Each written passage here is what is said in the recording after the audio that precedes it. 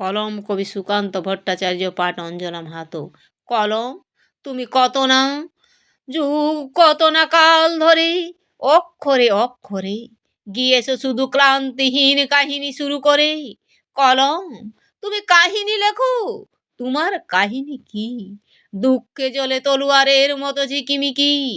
কলম তুমি শুধু বারংবার আনত করে ক্লান্ত ঘাড়, গিয়েছো লিখে স্বপ্ন আর পুরনো কত কথা।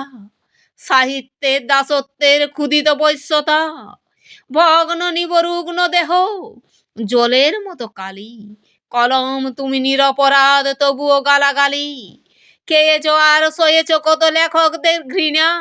কলম তুমি চেষ্টা করো দাঁড়াতে পারো কিনা।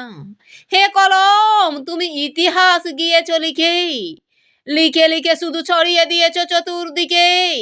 তবুও ইতিহাস মূল্য দেবে না এতটুকু কোনো, দেবে না তোমায় যেন ইতিহাস বড়ই কৃপণ। কত লালছনা খাটুনি গিয়েছে লেখকদের হাতে, ঘুমহীন চোখে অবিশ্রান্ত অজস্র রাতে।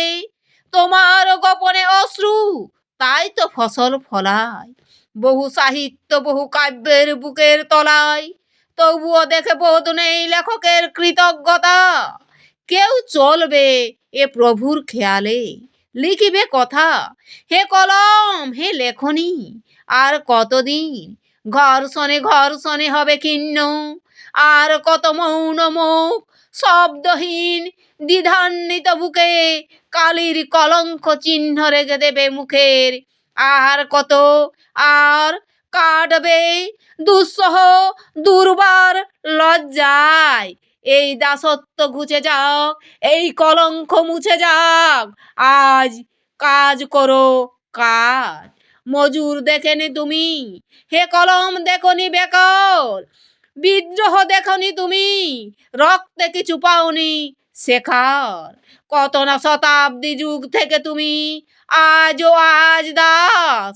প্রত্যেক লেখায় শুনি কেবল তোমার দীর্ঘশ্বাস।